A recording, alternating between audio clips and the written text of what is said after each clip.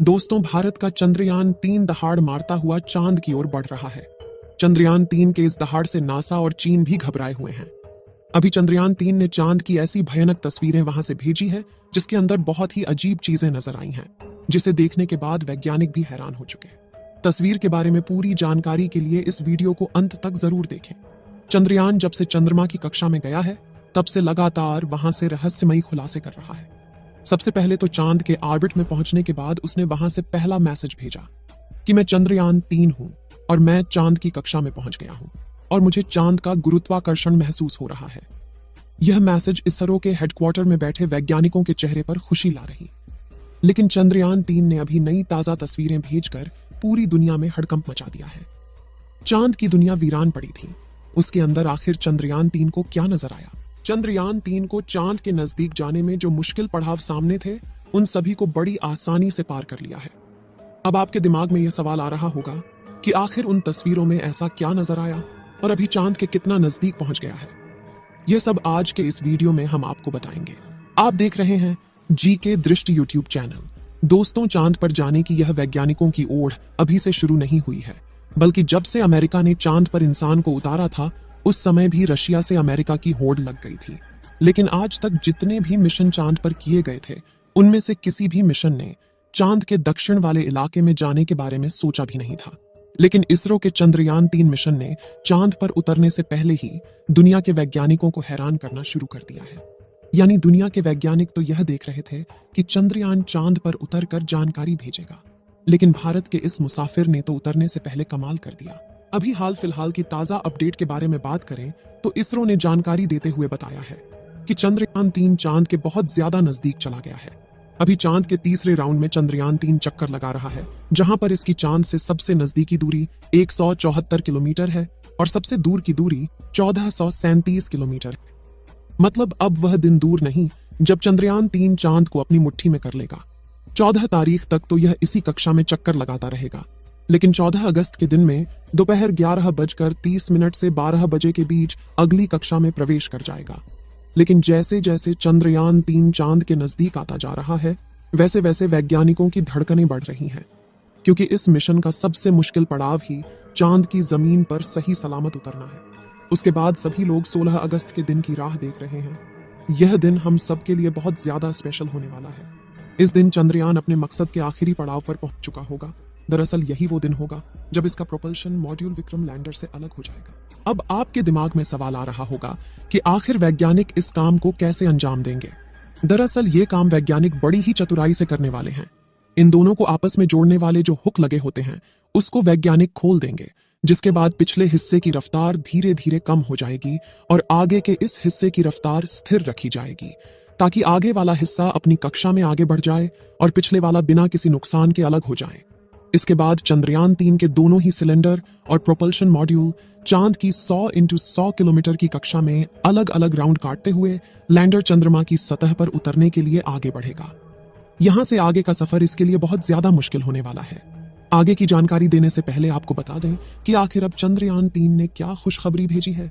दरअसल चांद के जिस गड्ढों की बात दुनिया भर के वैज्ञानिक कर रहे थे, उन गड्ढों को असल में चंद्रयान-3 ने बता दिया है।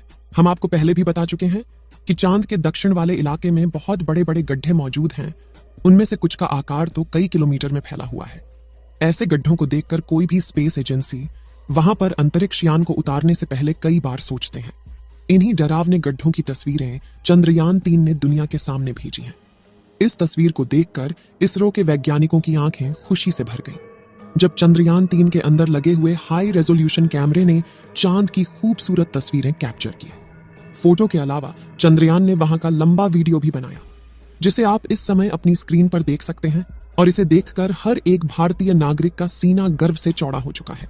दोस्तों, हमारे इसरो के वैज्ञानिकों ने पहले ही हर चीज की गणना कर ली थी और अब उसी के प्लान अकॉर्डिंग चंद्रयान-3 आगे बढ़ रहा है। आगे के प्लान की बात करें तो वैज्ञानिक अब धीरे धीरे उसके ऑर्बिट को छोटा करते जाएंगे और उस हिसाब से चंद्रयान चांद के नजदीक चला जाएगा।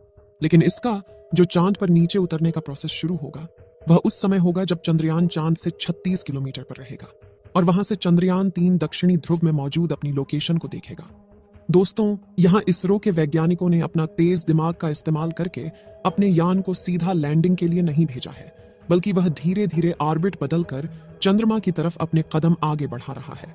उसके पीछे की वजह यह है कि जिन देशों ने भी चांद पर सीधे लैंडिंग करने की कोशिश की, वो सभी अंतरिक्ष यान क्रैश हुए हैं।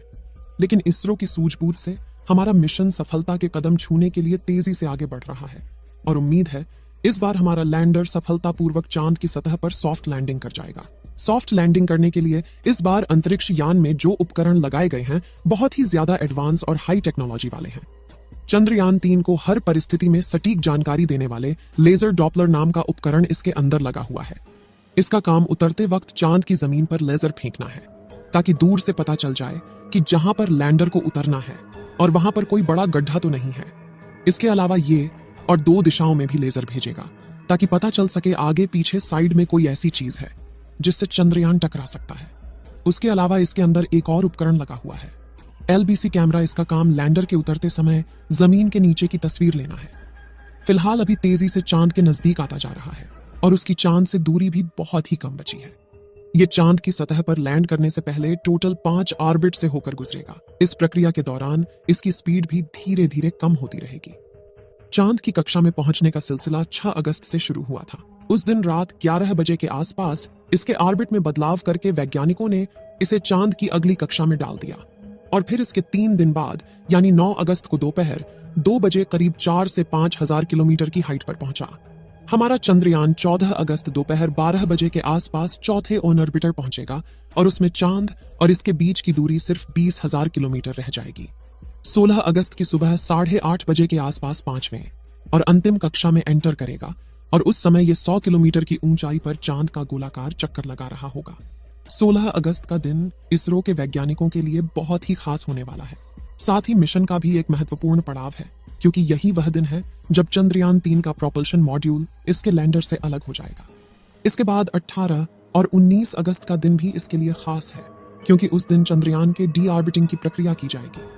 आसान भाषा में कहें तो जो 100 किलोमीटर का डिस्टेंस होगा उसे भी धीरे धीरे राउंड के जरिए कम किया जाएगा। इसके बाद चंद्रयान की असली कहानी शुरू होगी जिसका वैज्ञानिक पिछले 42 दिनों से इंतजार कर रहे थे। 23 अगस्त को शाम 5:47 पर हमारा लैंडर चांद की सतह पर अपने कदम रखेगा और वह हर भारतीय के लिए गर्व का क्षण होगा। मगर दोस्तों, अभी चंद्रयान का चांद के स्तर पर पहुंचने का सफर लंबा है और यह समय चंद्रयान 3 के लिए इतना नाजुक है कि इसके ऊपर हर वक्त मुसीबत मंडराते रहेगी और कदम कदम पर अलग अलग तरह के चैलेंज का सामना करना होगा। इसके बारे में खुद इसरो का भी कहना है कि अब असल खतरों का खेल शुरू हो चुका है।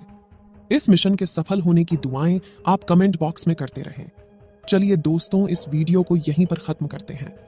इस वीडियो को एक लाइक जरूर करें और अपने मित्रों तक इस वीडियो को शेयर करें ताकि उन्हें भी जानकारी मिल सके और अपने भरोसेमंद चैनल को सब्सक्राइब जरूर करें और बेल आइकन को ऑल पर सिलेक्ट करना बिल्कुल ना भूलें। मिलते हैं किसी और नॉलेजेबल वीडियो के साथ। वीडियो को अंत तक देखने के लिए धन्यवाद।